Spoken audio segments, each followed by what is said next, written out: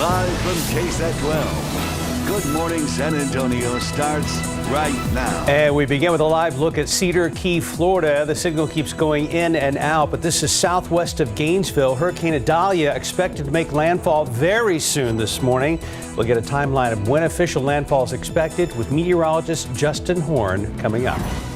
And here at home, it's going to be a little drier. We're starting at about 75 degrees. It's actually not too bad this morning, but we're going to be checking in with Justin for not only what's happening here, but also with Idalia. And a good morning to you. It is Wednesday. It is August 30th, and the main headline is behind us this morning. That's right. Let's go ahead and check in with Justin right away. Yeah, that hurricane is closing in on the Florida coast, and we're going to show you that track here in just a second. First, let's talk about what's happening here. We've got clear skies outside, and it feels pretty good, 75 degrees, low humidity, and that means temperatures actually will fall a few more degrees before it's all said and done this morning. It'll be a great morning for a walk or run or whatever you have planned. Temperatures are already in the 60s in Burndy, 68 there, 70 in Kerrville. And we've got a light northerly wind, which we expect to see throughout the day. So it'll still be fairly dry even into the afternoon. 73 at 6 o'clock, 73 at 7 a.m. We'll bring it up to 94 at noontime. And then by 4 or 5 o'clock, yeah, we're back up near 100. Good news here, though, too. Small chance for rain this afternoon. Now let's talk about Idalia. It is closing in on the Florida coast. There is the eye wall right there. This is a powerful storm. Category 4. Winds are at 130 miles per hour, gusting to 160, and it's moving north-northeast at 18. So I suspect this is going to make landfall here within the next couple of hours. They're right along the coastal bend of Florida between Cedar Key and Port St. Joe. It's going to bring some very strong winds with it. You see this orange area here. That's where winds will be 58 miles per hour plus. But there's an area right where this makes landfall that we'll see hurricane force winds here, which obviously can do a lot of damage. There's a lot of trees in that area, which there's going to be a ton of trees down. But perhaps the bigger issue is going to be storm surge. And by the way, this holds together as a Category 2 storm into the state of Georgia before falling apart, moving out into the Atlantic a little bit later tomorrow morning. Very quickly, though, let's talk about the storm surge. It is going to be significant with this storm, 12 to 15 feet in some cases, right along the coast there of Florida. That's about 58 miles or so from Gainesville, just to give you some perspective. This isn't as populated, but that storm surge is going to be a big deal, and it will cause a lot of damage. We're going to have much more on this, and of course, ABC also following this, and we'll have more with Idalia throughout the morning, guys. Justin, thank you. As Idalia charges towards Florida's coast, it has forced evacuations in areas expected to be swamped once the powerful storm actually makes landfall. Idalia intensifying overnight, expected to hit Florida's Big Bend area very soon. And as ABC's Wynn is in Tampa with the latest, and where the storm surge continues to be a big concern. This morning, Hurricane Idalia barreling towards Florida's Big Bend, expected to make landfall just north of Cedar Key.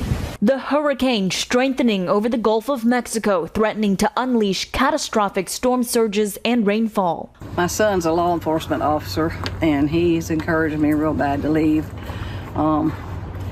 They have ordered a lot of body bags. They're expecting some fatalities, so I don't want to be one of them. This is scary. Governor Ron DeSantis warning people in coastal communities. This is going to be something that will leave significant impacts, and particularly in this part of the state. Overnight, people in at least 30 Florida counties placed under evacuation orders. Residents hunkering down, boarded up windows and filled sandbags. Tampa Electric securing tens of thousands of workers from more than 20 states as far as Maine to help restore power after the storm. 5,500 National Guardsmen are also on high alert. Experts say climate change has intensified the storm. It's 88, 89 degrees over where the storm's going to be tracking, so that's effectively rocket fuel for the storms. President Biden has been in constant contact with Florida officials and will receive a briefing today. FEMA is already calling on Congress to approve more funding for disaster response. We're watching out closely for those storm surges, which could reach as high as 16 feet in some parts of Florida. It adds to the increasing flood threat here and along the coastline. Wynn, ABC News, Tampa. Here at home, San Antonio police say a man is in critical condition after he was shot during a fight late last night.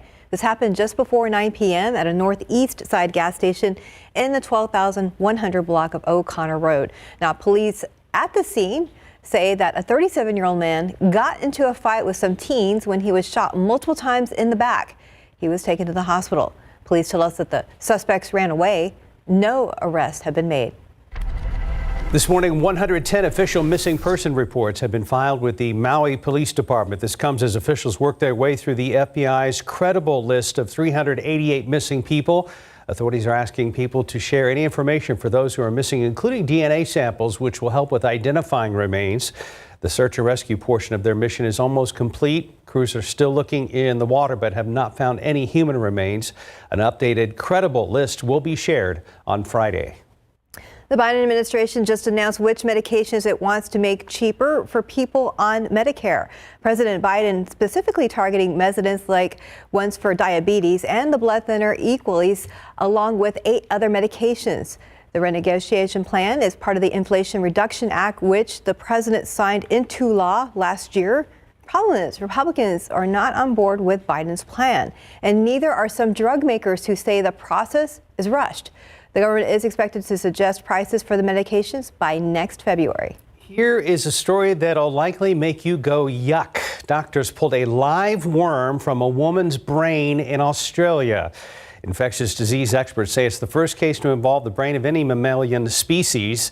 The 64-year-old underwent brain surgery for an abnormality in the right frontal lobe of her brain. That's when a neurosurgeon pulled out the live 3-inch-long roundworm. The parasite was confirmed to be a roundworm usually found in pythons. Researchers say the patient lived near a lake area inhabited by carpet pythons. They believe she caught the roundworm after foraging the area for a native leafy vegetable, which she cooked and then ate. Yuck. 437, 75 degrees. Diapers, just like the kids that wear them, cost a lot of money. Up next, 10 brands are put to the test and find out which one was picked as the best. Checking traffic right now, we have a major rollover accident that has got an exit ramp closed down, and TransGuide is zoomed in right on the area affected. So this is southbound 37 at Loop 1604. The exit to Elmendorf is closed and probably will be for a little while longer. And if you are waking up early with us, you step outside right now. It's actually not too bad. Enjoy that 75 degrees. We'll be right back. Inflation keeps hitting the diaper aisle. In fact, over the last year, disposable diaper prices climbed another 20%. If you're going to spend a small fortune, you want the diapers to get the job done. So Marilyn Moritz has your 12 on your sides diaper test. It's double the diaper duty. Alex Flowers' twins went through nearly 6,000 disposables before their first birthday. It was a relief for us financially when our kids were able to potty train and we didn't have to buy diapers anymore. Babies and toddlers use a lot of diapers and costs add up. So Consumer Reports tested 10 popular brands ranging in price from 11 cents to 51 cents a diaper. The testing mimicked what babies do a lot. We looked at how fast the diaper absorbs saline and how well it holds it in, helping keep your baby dry. Luxury brand Coterie came out on top, acing the absorption and dryness tests. They're also the most expensive tested at 51 cents each. Seventh Generation, another diaper that claims to be environmentally friendly, also scored near the top. They're also pricey at 35 cents each. The good news? There are more budget-friendly alternatives that scored well, too. Consumer Report says Amazon's Mama Bear and Walmart's Parents' Choice are good options for well under 20 cents a diaper. They also recommend well-known brands like Huggies, Pampers, Love's, and Kirkland.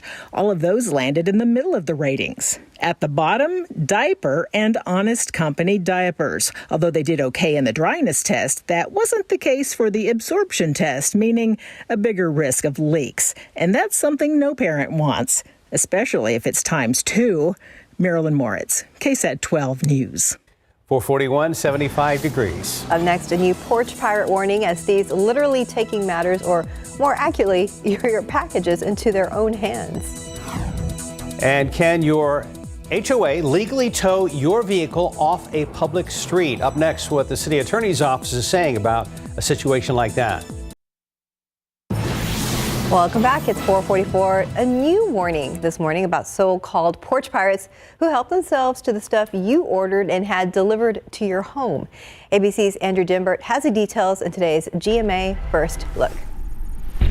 In this morning's GMA First Look, the new porch pirate warning as thieves take matters into their own hands. Watch as a man calmly walks beside a FedEx worker delivering a package and suddenly snatches the box right out of her hands and makes a run for it. I couldn't believe what I was seeing, like this guy right in front of my door, just grabbing the package and just running away. Homeowner Jessica Sines says she was shocked and in disbelief. I looked at the ring footage, the camera, and the lady she couldn't even speak, and she was just like shaking. Sines says instead of receiving the iPad she ordered, she heard banging on the door from the FedEx worker moments later. She was like, "Can you open the door, please?" I'm like, "What's going on?" She was like, "Someone stole your package." And we'll have much more coming up at 7 a.m., plus the expert tips to protect your packages. With your GMA First Look, I'm Andrew Dimbert, ABC News, New York. 446. How far does your homeowners association's power extend? One Northside HOA told its members that it would begin towing cars parked on the public street. Garrett Behringer looked into whether that is something they could actually do. The roads in and out of the Westfield neighborhood off of Prue Road are open and ungated. But its homeowners association recently tried to tell residents they're not open to parking. Parking in the street is prohibited, and all vehicles parked in the street are subject to and will be towed away. Kevin Sloan says he and his neighbors got these letters a few weeks ago, warning enforcement would start September 1st. It was very surprising to see that they want to tow from a public street. Surprised me, surprised my neighbors, surprised my other neighbor. It surprised a bunch of us. That's my niece's car. Monica Garcia says it's not feasible given the amount of cars they have among their various family members. Our kids have cars, we have cars. It's kind of hard to keep 2 or even 4 cars in here without blocking, the sidewalk and stuff. Neither homeowner knew of anyone who thought it was a good idea. Everyone's pissed. Everyone's angry. The goal was not to try to do something to piss everybody off. Instead, the HOA's president-elect says it was about safety. Because when it comes to an emergency situation, time is life. The city attorney's office told us in an emailed statement that it was unfamiliar with the HOA's rules, but also that the streets are public right-of-ways and parking is permitted. FAF says the HOA is backing off the idea, both because of issues with the streets being public and also that towing actually would not be enforceable under the HOA's rules. But they plan to present residents with options for moving forward, including whether to try to privatize their streets, because he says the parking on the street is a concern for some. We are only going to enforce what the residents want, and that's the best we can do. Garrett Behringer, KSAT 12 News. Quick check of the roads with TransGuide. Again, looking at 37 Loop 1604. We had issues over here on the south side earlier this morning, but we're going to be checking in with Stephen Cavazos. Well, they moved the camera back to the main lane, so it might have cleared there. That's what I'm thinking. That's the hope. So we'll get confirmation with Stephen Cavazos coming up. That's right. Yeah, we'll take it. I saw them move the camera just a few minutes ago. It looks like whatever was there on the side road had cleared out. Well, that's good news. Yes. Idalia front of mind this morning. Yeah, that's what everyone's watching, right? So Florida is going to get hit pretty hard here within the next couple of hours. So this is the latest with Idalia. You can see the radar and satellite loop here. The eye is getting awful close to the Florida coast, and it's just north of Cedar Key. There's the eye right there, and we've got some good bands around it. This is a strong, powerful hurricane right now, a Category 4 hurricane. And you're starting to get some stronger winds coming on shore. I think this probably makes landfall again. Give it an hour or so, hour or two, and this will be moving on land. Winds right now at 130 miles per hour, gusting to 160. It's moving north-northeast at about 18 miles per hour. So it moves on shore as a Cat 4. There you see the wind field. So this orange color represents 58 mile per hour winds plus. And then when you get into this yellow field here, that's 39 miles per hour plus. It's pretty large. Tallahassee over to Jacksonville, we'll see some of these gustier winds. But the strongest winds right there near the center, so around Cedar Key over to Perry. As I said earlier, this is a pretty unpopulated area. It doesn't mean that there won't be damage or anything like that, but not as populated as, say, where Ian made landfall, of course, last year. As it moves onshore to weaken by today at 2 o'clock, we're talking about a Category 2 hurricane, winds at 100 miles per hour as it moves into Georgia, and then eventually a tropical storm by tomorrow morning near Charleston, South Carolina, before moving out over the open Atlantic and probably weakening some. You know, the biggest part of these hurricanes often is the storm surge. The winds, yes, they can do a lot of damage. And with the fast pace of the storm, there's not going to be a lot of flooding, but it's the storm surge that really causes the problems here. You get these 12 to 15 feet storm surges, and that really inundates a lot of the coastal areas. And it will be right there from Perry down to Crystal River, where you'll get a lot of these big-time storm surges. And it's not too far from Gainesville. Now, Gainesville is far enough inland where there's not a big problem. But the west coast of Florida there certainly is going to get hit pretty hard, and there are storm surge warnings in effect. There's going to be a lot of flooding there right along the coast. So that's the latest on Idalia. Here locally, we've got a pretty nice morning underway. 75 degrees, west-northwesterly winds at about 7 miles per hour. Low humidity, and that's why it's going to be so very nice. Now, we do have an air quality issue today when it comes to ozone. It's a little elevated, so it's unhealthy for those who are sensitive to that kind of thing. We want to make you aware of that. Here's our KSAT 12-hour forecast. 7 a.m., 73. That's a nice number. 87 at 10 o'clock, 92, 11 o'clock, 94 noontime. And then we make it up to around 100 this afternoon. By the way, we did get 100 yesterday, unfortunately. So we keep adding to our numbers here. And there is a 20% chance of a shower or storm later today. I don't think we're going to see much in the way of rain. Anything that pops up should be fairly light and will move along pretty quickly. But we do have that 20% chance in there. I'd say between 3 and 7 p.m. That's kind of your window there if you're going to get any rain at all. And we do have a high fire danger too. We need to pass that along. Still some breezy winds, very dry air in place, and that means a very high fire danger. San Antonio points northeast. We got to be very careful. Any rainfall coming up? Not so much. This is over the next 7 days. Still keeps us fairly dry here across South Texas. So our extended forecast, 102 Thursday, 101 Friday. Well, triple digits all the way through the forecast, even through Labor Day. Sorry to say. So we are going to just blast that old record, probably get into the 70s for the number of days at 100 or above this year, which is absolutely incredible. Oh my goodness. I wish that was kind of like a report card. that would be positive. That would be look nice. At all those good grades we're getting. Yeah, 102. The forecast is getting grades I never had. It's amazing. I'm with you, man. 452, 75 degrees. And coming up next, why 50 Cent had to cancel his concert last night, plus why some actors are still showing up at the Venice International Film Festival, even during strikes in Hollywood. 5 till 5. Despite strikes in Hollywood, the Venice International Film Festival is still going on. Plus, the extreme heat across the nation is canceling concerts. For the latest what's happening in Hollywood, here's ABC's Jason Nathanson. Oh, yeah. 2 Hollywood strikes can't stop one of the most prestigious film festivals in the world. The Venice International Film Festival opens tonight, and artistic director Alberto Barbera says you'll see some famous faces.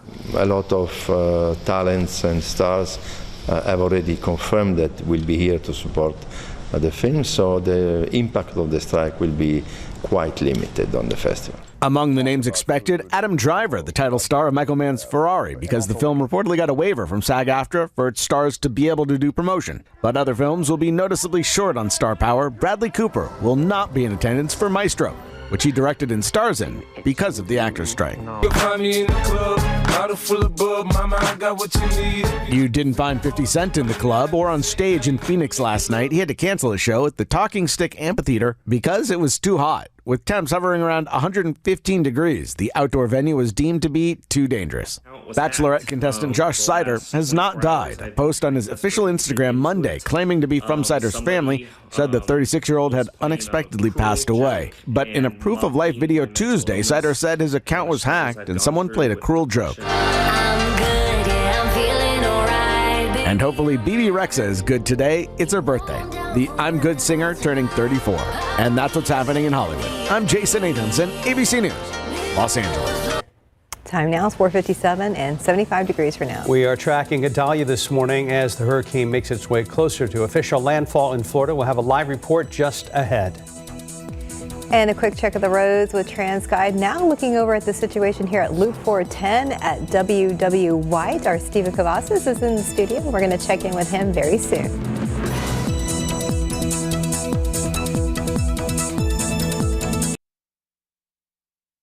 Live from KSAT 12. Good Morning San Antonio starts right now. Good morning, San Antonio. It's Wednesday, August 30th. Thanks so much for joining us. Now, we are tracking Hurricane Idalia this morning as it gets closer to making landfall in Florida. CNN's Ivan Rodriguez is live in Crystal River, Florida, southeast of there, where a life-threatening storm surge is the key concern as Idalia makes landfall.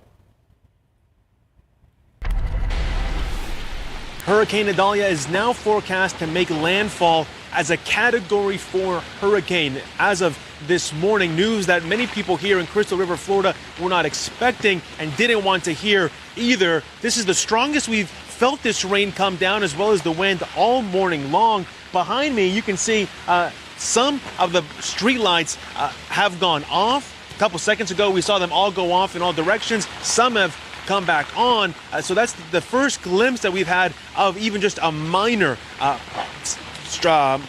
power outage, I should say. And to give you some perspective of where we're standing, we're about 60 miles away from Cedar Key. That's expected to get hit hard by the hurricane as well.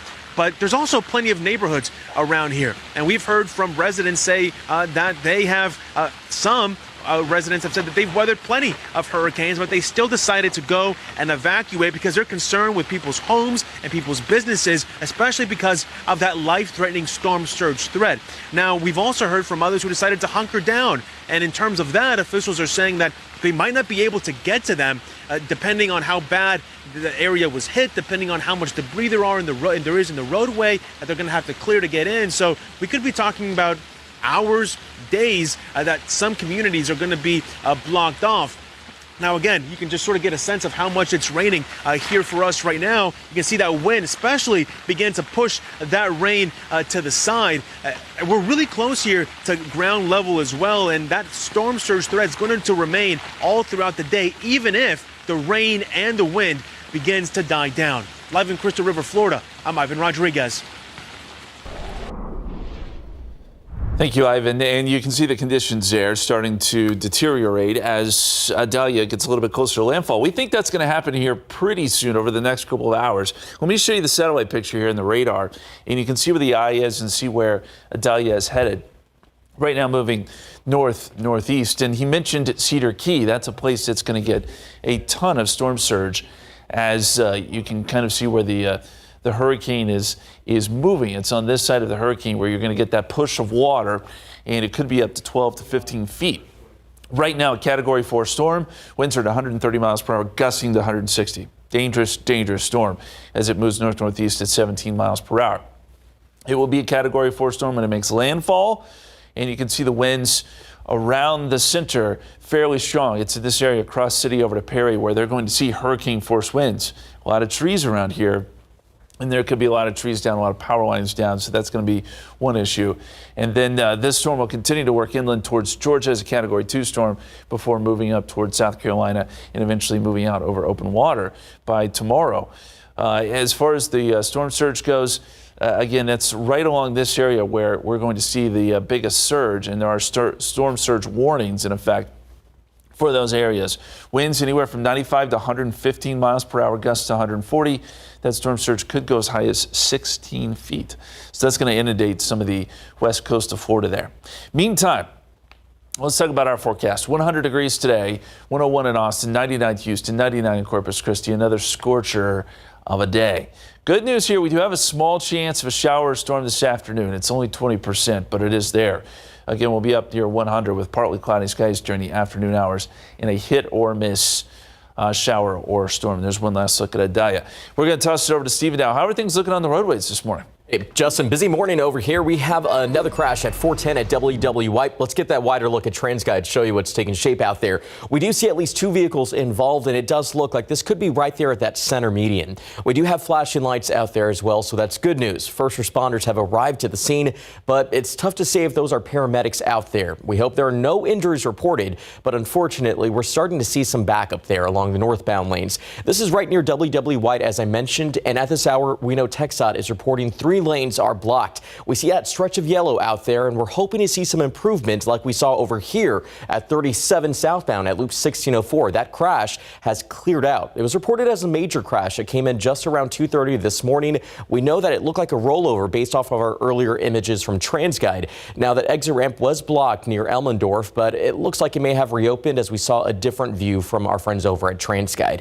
Wider look at the map does show, thankfully, for the most part, the commute is pretty quiet here in town. We'll continue to track things closely, but as of right now, 410 at WW White seems to be the major problem spot. I'll keep a close eye on this, and I'll have another update coming up a little later on. Guys. Thank you, Stephen. New this morning, San Antonio police say a car chase between two people ends with one of them shot. Happened just before 11 last night in the 5900 block of Catalina Sunrise Drive. That's not far from Old Seguin and North Foster Roads. Police say the victim and his friend went to go buy parts from someone. After the victim handed the suspect $300, the guy took off in a vehicle.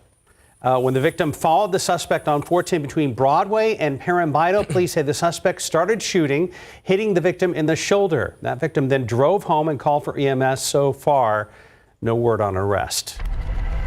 This morning, Hondo police are continuing to look for clues for a motive after a teenager brutally attacked his parents. So far, they say there's no indication of drugs or warning signs on social media. The home in Hondo is being cleaned after police say a 14-year-old stabbed his parents before fatally shooting himself. Now, police say the parents report that the teen simply attacked them without saying a word. It happened Sunday around 5 p.m. Police say there's no prior history with the family other than a traffic stop. There was no red flags, there was no indicators, there was no suicide outcries, there was no prescriptions for any type of psychotropic medications, there was no psychologist visits, there was never a need for any of those things either. Now, investigators say a 58-year-old man who was stabbed in the stomach is still in the hospital. Meanwhile, his 51-year-old wife was treated for injuries to her face and back, but has since been released.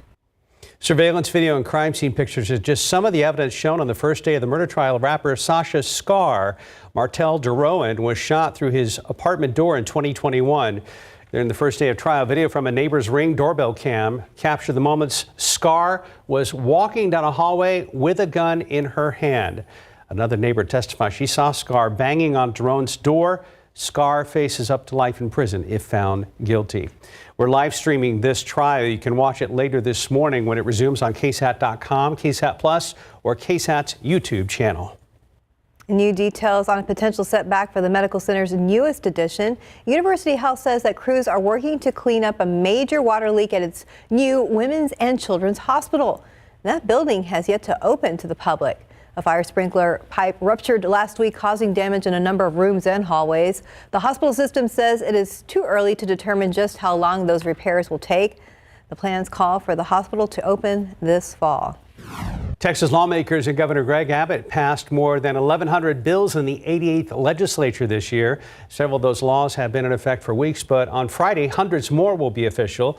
774 more laws surrounding important subjects like school safety, voting rights, and crime will go on the books starting this Friday, September 1st. 774 brand new laws, a lot to look out for, but KSAT has you covered.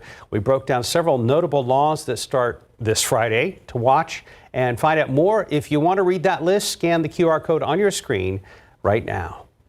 Time now is 5:08 and 75 degrees for now. Almost time for new Apple products. Just ahead, when the new iPhone 15 and new Apple Watches are expected to be unveiled.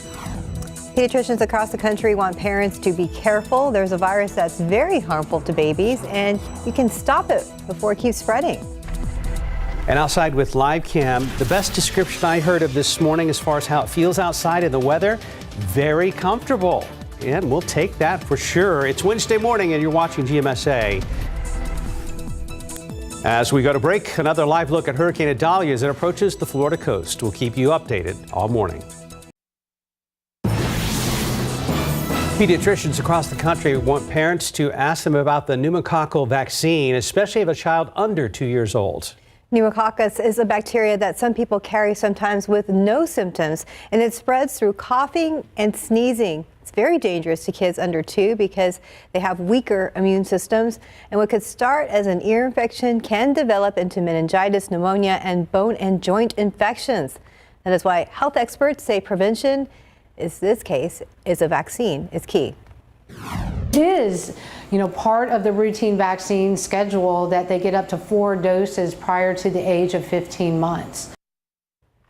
State Medical Association says about 2,000 people in Texas get pneumococcal pneumonia every year. So if your baby has long-lasting infections, make sure you tell your doctor. 513, 75 degrees. Google is rolling out its Duet AI assistant across all of its workspace apps. Up next, how the change will affect things like Gmail and Google Docs. And it's one small step from Meta. We'll tell you when its avatars are finally expected to get legs. I'm a bear. I'm coming out of hibernation after the best nap of my life.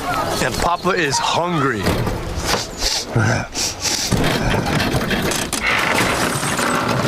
And while you're hitting the trail, I'm hitting your cooler. Oh, cheddar! I've got a hot dog bun!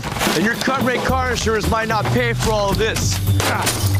So get Allstate and be better protected from mayhem. Like me. Roar! Did you know taking Zysol at night relieves allergies while you sleep? So you wake refreshed for a more productive day. Get 24-hour continuous relief that does not fade. Be wise all, take Zysol at night. Pure Leaf is crafted in a variety of flavors that'll make you say, ah. Enjoy juicy peach, zesty lemon, or ripe raspberry without any artificial flavors. Pure Leaf iced tea, real variety, real brewed. Welcome back. Just about 5:17, Apple has sent out the invites for its annual September press event, which most believe means new products are on the way. ABC's Andrew Dimbert has details in today's Tech Bites. In today's Tech Bites, we could feast our eyes on the latest iPhone in less than 2 weeks. Apple has announced its next big press event for September 12th. The iPhone 15 will likely be unveiled. It's expected to have a USB-C port to comply with EU regulations that take effect next year.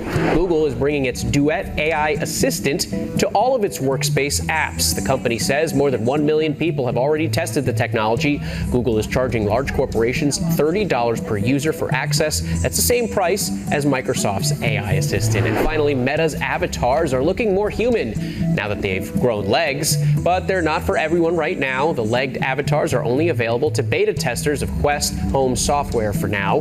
Meta first said it was working on the legs nearly a year ago. It's too bad this is already a feature. I thought for sure they would have launched it tomorrow. Those are your Tech Bites. It would appear we have traded one traffic problem for another early this morning. Yeah, coming back to a very busy morning. I know RJ Hell was at the driver's seat over the last few days, but, we're taking a look at some of the problems out there. Here's a shot at 410 at WW White. And actually, talking to Katrina Weber, she drove by that area a little bit earlier this morning, along with our photojournalist Santiago. We do know that this is a rollover based off of their observation, and it doesn't appear to be too serious from what we're hearing. But it does look like traffic is starting to pick up out there. Now, this shot from TransGuide does show that the buildup is taking place in the northbound lanes. Southbound lanes, traffic's not moving too bad. Haven't spotted any paramedics out there and haven't heard that from Katrina just yet, but let's hope everyone's doing okay. You see that buildup again along the northbound lanes, and at this hour, 3 of those lanes are blocked. So just be on the lookout for that if your commute takes you through there.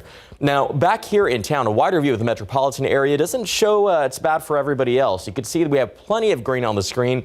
And if you are coming into San Antonio this early in the morning, thankfully it remains the same. I-10 westbound, we have a 28-minute commute to get here to the Alamo City. 87 northbound heading in from Lavernia is about 33 minutes. And right now for our friends down in Floresville, it should take you about 28 minutes to get here to the Alamo City. But just watch out here again along 410 at WW White. Busy morning so far, Justin, and we know that you guys have been busy tracking a lot in the weather department over the last few days. There in the tropics, we've been watching Idalia. And of course, the heat. I tried yesterday. I really did to keep temperatures below 100. We forecasted 98. We got to 100, unfortunately. So we added to our list here of 100-degree days. 62 now. We are 3 above the old record set back in 2009. And we're just going to keep adding to it this week. I keep thinking that at some point we're going to get one of those big pattern shifts. It just has not materialized yet. As we get into September, it becomes more likely we'll start to get some of those pattern changes. I want to show you the reservoir levels because they are really suffering through this drought and heat. Amistad, 36% full. It's down 50 feet. Medina, we know how bad it can get there, down 4.4%, or it's at 4.4%, down 86 feet. Incredible number. Canyon Lake, though, that's the one we've really been watching because it is now at a record low, 68% full, down 16 feet. In Choke Canyon, same story, 28% full, down 26 feet. So all the reservoirs really in bad shape. Since June 1st, we've only had 2 inches of rain here in San Antonio. At least we had something, but this is below average by about 5 inches or more. And when you're talking for the year, we're at 13.86. That's nearly a little over 6.5 inches below average. So after last year, which was really dry, we're adding to that this year with another dry summer. Here's a look at the forecast. Now, there is some hope today for some rain. As we get towards 3 or 4 o'clock, we should start to see some showers and maybe a couple thunderstorms pop up with a little disturbance rolling through. And we'll fast forward to 7 o'clock here. Still shows a little bit of activity. So I think it's 3 to 7 p.m. that we could see some of these showers. Shouldn't really affect your plans, though, because these will all be very light and they'll move along very quickly. So if you have outdoor plans tonight, I wouldn't worry too much about it, but we do need to mention that. Here's a look at the weather where you live. 74 in San Antonio right now, 73 in New Braunfels, down into the 60s in Bernie and Kerrville. Very comfortable morning there with lower humidity. This is helping us, and I think the temperature here in San Antonio will get down into the low 70s here very soon. We rebound, though, this afternoon to around 100, and you'll see some places get above that mark with a dry air mass in place. So it's a dry heat, but it is going to be another hot day. Dew points drop off. So right now, we've already got fairly low dew points in the low 60s, but they go down even more into that comfortable range by the afternoon. You'll get dew points in the mid-50s. So no heat index today. Now let's check in on Idalia. We've been following it through the morning. There's Yai. It is getting awful close to the coast. Again, I think we have about an hour here before this makes landfall. And once it does, it's going to cause a lot of issues there in the coastal bend of Florida. It's a Category 4 hurricane. Winds are at 130 miles per hour, gusting to 160. It's moving north-northeast at about 17 miles per hour. It'll bring the tropical storm force winds and hurricane force winds on the coast here within the next couple of hours, where we could see some gusts up above 120 miles per hour. We've already seen some gusts, at least estimated close to 160 with this hurricane. As it moves inland, it weakens, moves across parts of Georgia and South Carolina before moving out over the Atlantic. But it's the storm surge that really is going to be a big issue here coming up. We could see a storm surge 9 to 12 feet in some cases, even some bigger numbers there in these little inlets there along the coast of Florida. And storm surge often is one of the biggest issues you have with these hurricanes as it sort of inundates the coast. We saw that last year with Hurricane Ian. Meantime, our forecast, triple digits across the board. We're going to add to that triple digit count. Looks like through next week, even Monday into Tuesday, temperatures are still above 100 or at 100. A hot Labor Day weekend. It will be a hot Labor Day weekend. Yes. I totally forgot about Labor Day. You're right. Yeah, it's already here. Yeah. 523, 75 degrees. Coming up next, a first look at a new Martin Scorsese epic starring Leonardo DiCaprio and De Niro, set to open on IMAX, plus more records for Taylor Swift. Here are your lottery numbers this morning. Pick 3, 423, Fireball 9. Daily 4 numbers, 5405, Fireball 5. Cash 5, 3, 9, 20, 25, 29. Your Mega Millions, 9, 39, 52, 61, 63, Mega Ball 25, Mega Flyer 3. Good luck. Movie and music news now, plus a podcast from 5 guys we haven't seen for a while. Here's CNN's David Daniel with today's Hollywood Minute. This wealth should come to us. A big launch for Killers of the Flower Moon. Instead of the planned limited release on October 6th, the Martin Scorsese Western crime drama starring Leonardo DiCaprio, Robert De Niro, and Lily Gladstone is now scheduled to open in theaters worldwide on October 20th, including IMAX theaters. It'll stream on Apple TV Plus after its theatrical run. Best believe I'm still bejeweled when I walk in the room. I can still make the whole place shimmer. Queen behavior from Taylor Swift. That's the word from Spotify, which says Swift is the first female artist ever to reach 100 million monthly listeners on the service. Currently, Swift has 4 songs on the Billboard Hot 100 and 10 albums on the Billboard 200. It's great to see everybody here. We haven't seen late-night TV hosts for a while due to the writer's strike, but now you can hear them. Jimmy Kimmel, Seth Meyers, Stephen Colbert, John Oliver, and Jimmy Fallon are teaming up for a podcast launching today.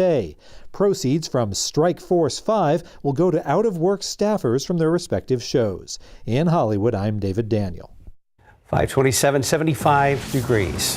Hurricane Idalia is just a couple hours away from officially making landfall in Florida. We're going to get a live look at the conditions there coming up. And ahead on GMS 8 at 6, we're going one-on-one with music legend Robert Earl Keen. Some stories from his past and why for him the road goes on forever.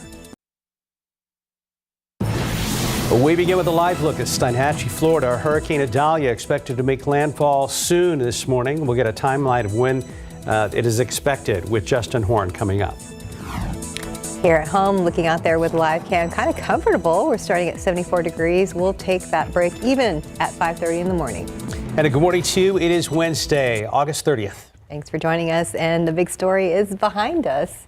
That's right. Well, behind right there. Closer to you, there Justin. It is. Yeah, starting to make get close to landfall. It's not quite there yet, but it will be soon. And we can see it here on the satellite and radar, that eye wall, just getting a little bit closer to the coastal bend of Florida. Now, a couple of things to point out here.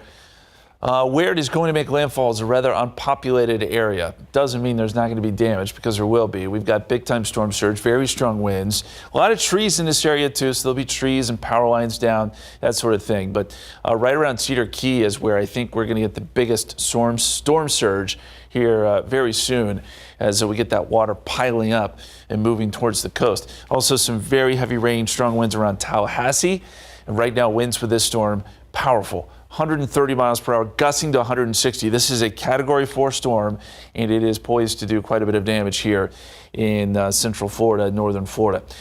This is the wind field. It stretches out quite a ways. Cedar Key is where we're getting some of the stronger winds, and then right near that eye wall is where you get the really, really strong winds, and you could get some of those bigger gusts as this hurricane comes on shore. By 2 p.m. this afternoon, and that's Eastern time, so 1 p.m. our time, it'll be downgraded to likely a Category 2 storm or so, but it's still going to be causing a lot of damage there, potentially in southern parts of Georgia and northern Florida. So that's the latest with Idalia. There are hurricane warnings, tropical storm warnings on the East Coast, but hurricane warnings where this is about to make landfall. Winds 95 to 115, gusts to 140 potentially. And there's that 12 to 16 foot storm surge with Idalia as it gets a little bit closer. So storm surge warnings are in place. Our forecast today, 73 at 7 o'clock. It's a really nice morning if you've been outside. Low humidity. We'll see low humidity throughout the day. That doesn't mean, though, that we won't see a few showers pop up. I think it's a possibility. 20% chance during the afternoon. Temperatures will be up around 100. Big surprise, right? It is another CPS Energy yellow day. With those hot temperatures, they're asking that you conserve energy between 3 and 9 p.m. And there are some things you can do there. See on the list to help conserve energy. Yesterday was a close call with the Texas power grid. Okay, let's toss it over to Stephen now and see what's going on the roadways. Hey, good morning, Justin. Let's get a quick look around town. We have had a few problem spots, but we got to let other people know what they can expect out there. 410 at WW White right now remains the major issue out on the roadways due to a crash. But there at I-10 at the upper level near Culebra, we're not seeing any problems. 35 at San Marcos, you can see traffic is picking up just a bit out there. And again, we just want to make sure you drive safe because we have had some issues reported this morning. As I mentioned, the major incident seems to be here along the northbound lanes of Loop 410 at WW White Road. Currently, the 3 lanes are blocked at this hour, but based on what we saw from that image at TransGuide, it looks like there could be some improvement. A little bit of orange is building out there, but that is, again, a slight improvement from what we saw earlier.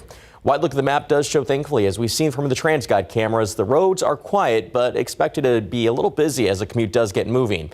If you plan on moving on over here to the San Antonio, it shouldn't be too bad. Actually pleasant from Pleasanton along 37 northbound. We have a 28-minute commute at this hour. Along US 90 eastbound, we have about a 30-minute commute heading in from Castroville, and that arrival from Lytle should take you about 15 minutes along 35 northbound. But back here on TransGuide, we'll keep that camera on rotation for a bit longer. 281 right by the airport. Traffic traffic is moving along just fine. We'll have more updates for you, including road closures to be on the lookout for a little later on. Mark. Stephen, thank you. Summer is winding down, and that means the annual flu bug will once again rear its ugly head.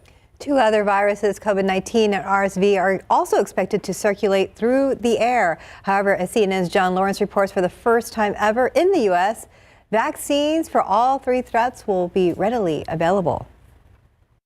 A trifecta of infections are ready to potentially cause havoc with your health. We see changing patterns of people going back to school, people being indoors in close proximity to each other, and that is usually what kicks off respiratory virus season. RSV, influenza, and COVID-19 are expected to circulate in the U.S. over the next few months, and a senior White House official says COVID-19 will likely have the biggest impact. We've never gotten to zero. The hospital admissions have never gone to zero. Now we're living in this a bit of a fantasy world where we're pretending that COVID is not relevant.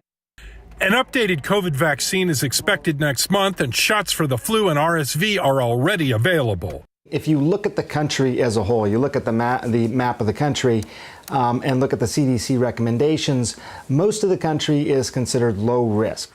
The Centers for Disease Control and Prevention says in addition to getting vaccinated, people should also try early testing, improving ventilation systems, and in some cases, mask wearing. In general, if you're not feeling well, if you're sick, the best thing to do is to avoid contact with other people if you can, and in particular, people who are vulnerable.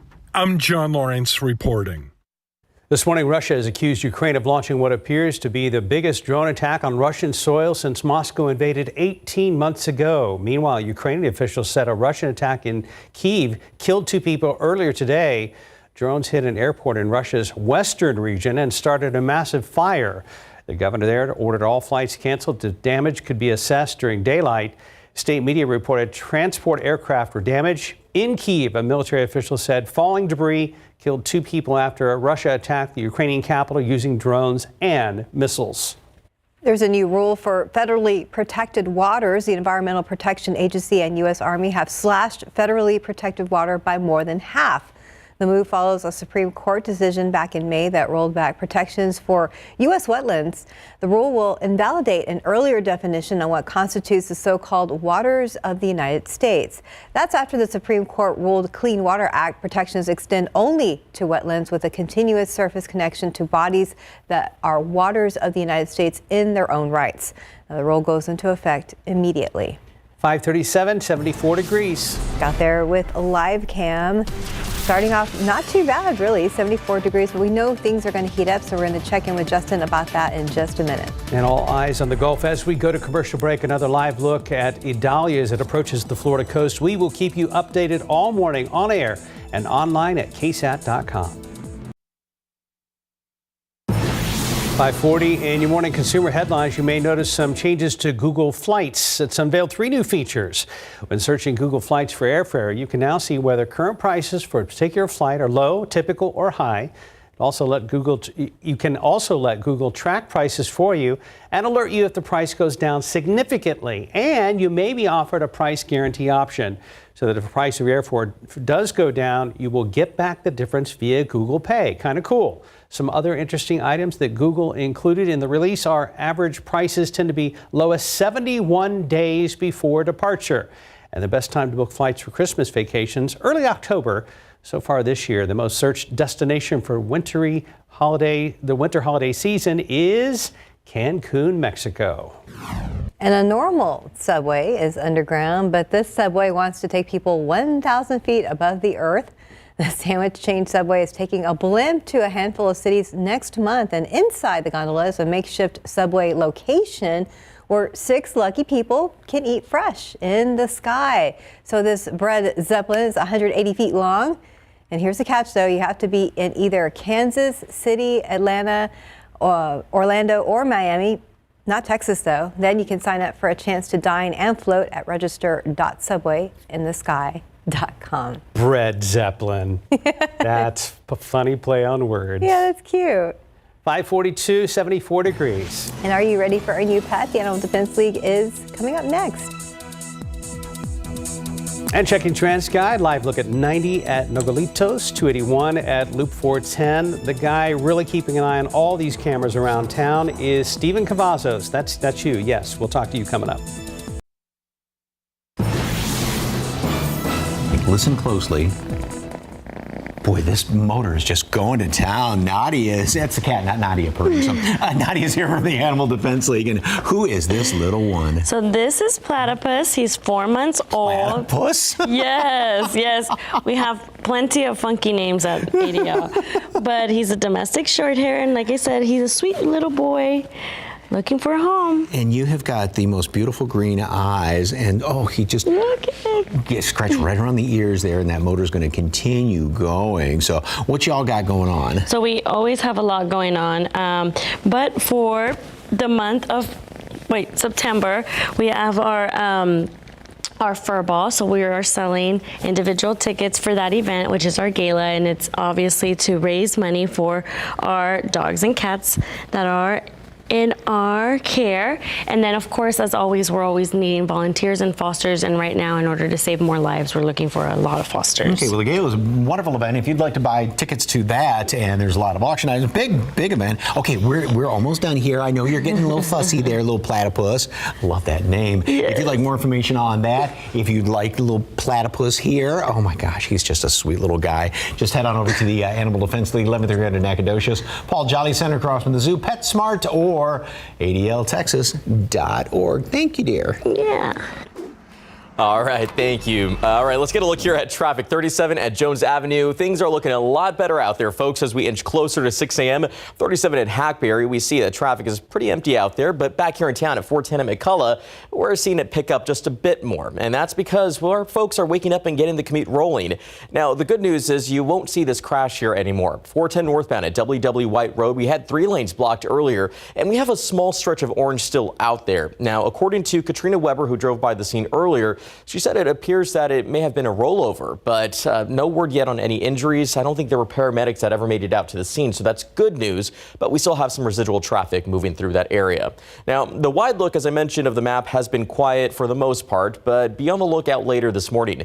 We have road work taking place here alongside Highway 151 over on the west side of San Antonio. Now, this work begins around 9 this morning and should end around 3 in the afternoon. It's going to take us up till tomorrow, the last day of the month, August 31st. It's during that time we'll see the westbound eastbound turnaround closure right there at Ingram Road. But you can always head over to ksat.com/traffic for a full list of all the closures in our area. But back here in town, things are moving there at 35 at Topperwine. I was out for a few days on assignment. And RJ Marcus, I know, has had a very busy week as well. So glad that the morning commute is not too bad. Also, I was gone for a few days. Someone left bananas on my desk. So Ditto. Me too. Same here. You too. On my chair, underneath my iPad. I'm afraid where else we're going to find them. Yeah, it's banana culprit. It's a bit of a mystery. Yes. We'll get to the bottom of it. Right. At this hour, I'm wishing they were real. Potassium. No, they're Bananas not have real. potassium. So. Not a bad breakfast. Not a bad. How are you guys feeling about 2.5 months worth of triple-digit heat? Are we over it officially? Oh, yeah. Yeah. If it's in the rearview mirror, we're okay with that. Yeah, exactly. And we set a record, right? Oh, yeah. We're at 62 days now. Oh, wow. But we're going to add to it this week. We're not done with it just yet, Mark. I'm sorry to say. There is more triple-digit heat in the forecast. 74 right now. Now, we'll tell you this morning, feels great outside. If you were out yesterday evening, felt great. That's because of the lower humidity. It does make a difference. 64% generally. This time of morning, we'd have humidity levels 70% plus, if not higher than that. So, yes, it feels okay. West-northwesterly winds around 5 miles per hour. Do want to let you know that today is another air quality issue day. Ozone's going to be a little elevated. So if it's something that you're sensitive to, we are in the unhealthy category for those who are sensitive to ozone. Want to let you know about that. Current dew points, low 60s. That's nice, especially for this time of morning. And the dew points actually come down from there. Yesterday, we were able to drop into the upper 50s. Today, I think we make it down into the mid 50s for dew points during the afternoon hours. So that puts us in that comfortable territory, and it will feel, well, not so bad. It will still be hot, but at least it's not hot and humid. With that in mind, though, lower humidities, still some gusty winds from time to time. You've got a high fire danger. That includes in the city of San Antonio and points northeast. Anywhere you see this dark orange color, that's where the fire danger is in the very high category. Drops off a little bit as you go west. So we got to be careful still. We cannot let our guard down with regards to grass fires. Winds aren't going to be terribly strong, but anything that develops fire-wise would spread very quickly. Will we have any relief with rainfall? I don't think much, but there is the chance for a couple of showers this afternoon. We'll fast forward to 4 o'clock. A couple of showers starting to pop up. Bandera, Fair Oaks Ranch, maybe north of San Antonio. And then by, say, 7 o'clock, maybe a couple more. But this is not going to add up to much. If you see a shower, you may see rain for a quick couple of minutes, a quick burst, and that'll be it. Unfortunately, it's just not going to be very busy on radar. Forecast 77 at 8 o'clock. By noontime, 94.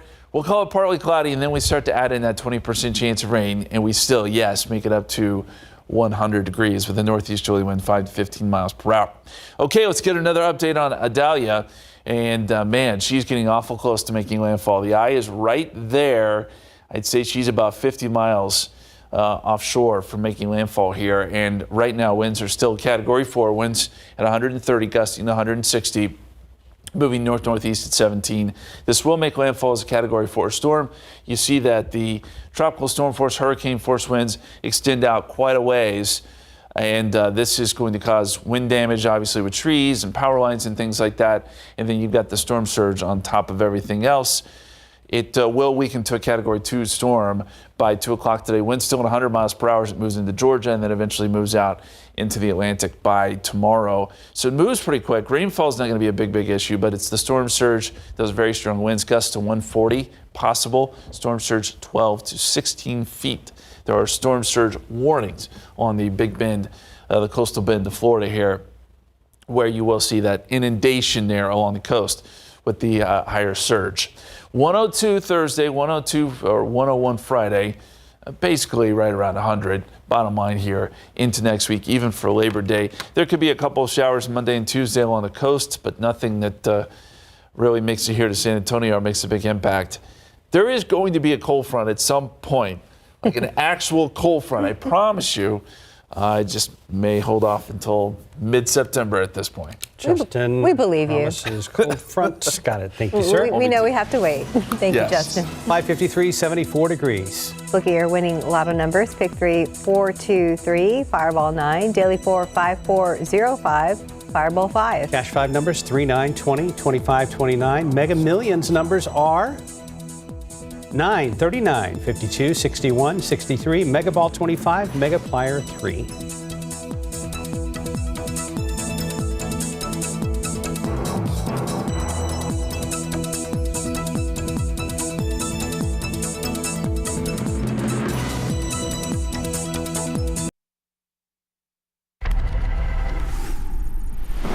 Coming up here on GMA, it is all about Hurricane Idalia about to make landfall in the Appalachia Bay, the Big Bend of Florida. That's where the unsurvivable conditions will be happening. But obviously, these ripping winds are pushing water onshore as far south as us here on Treasure Island. I mean, we're 130 miles to the southeast of the center, and this is what it's like all the way up the coast, flooding concerns, and again, big time inland power outages possible because it is racing, and we'll even bring hurricane force winds through South Georgia.